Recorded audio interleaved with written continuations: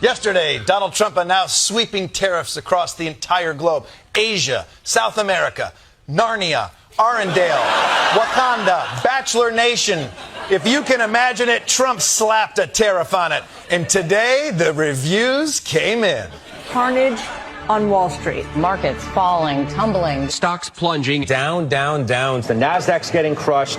Small caps are getting crushed. This is a shock to the system. It is ugly out there. Worse than worst case scenario. Stocks are getting slashed and burned. $2.5 trillion vaporized.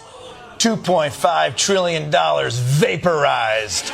Your kid's college fund disintegrated. Your 401k given the death penalty. Your pension waterboarded in Guantanamo. Those stocks your Nana gave you 20 years ago accidentally stepped on a landmine while vacationing in Vietnam.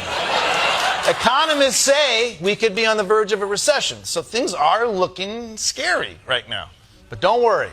The only thing the president is better at than negotiating is speaking soothing words of comfort in times of need. We have heard from President Trump. He took to Truth Social, wrote this: "The operation is over. The patient lived and is healing.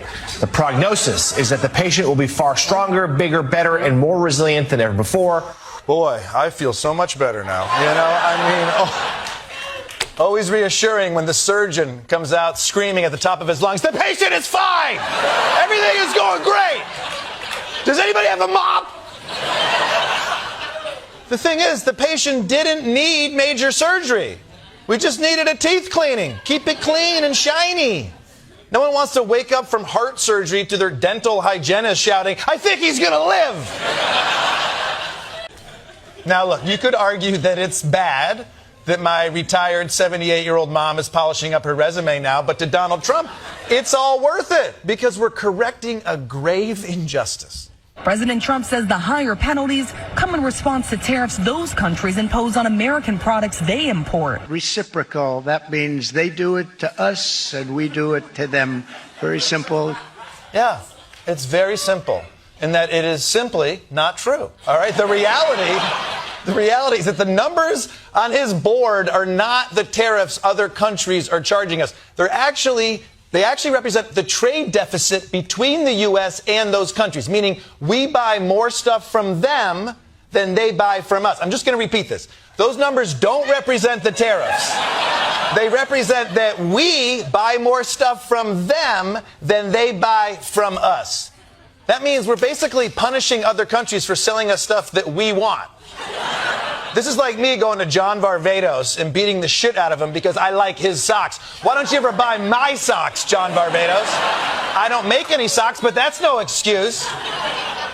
But that's really what's going on. It's not actually about tariffs. It's about other countries not buying enough of our stuff. Although Howard Lutnick, Commerce Secretary and Cologne Sponge, had another way to put it. I mean, the European Union won't take chicken from America. They won't take lobsters from America. They hate our beef because our beef is beautiful and theirs is weak. It's unbelievable. We can't sell corn to India. We can't sell rice to Asia. Yeah, although I'm not sure tariffs are the reason we can't sell rice to Asia.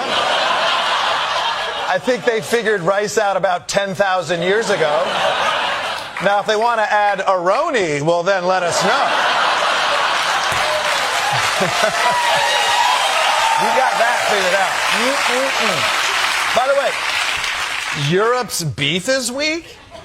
I'm sure that's not true. They famously have a running from the beef event where the beef tramples people. But you know what?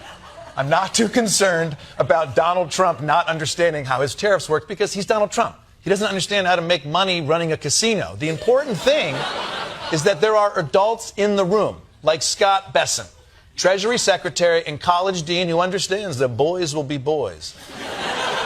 That guy's going to have the answers we need.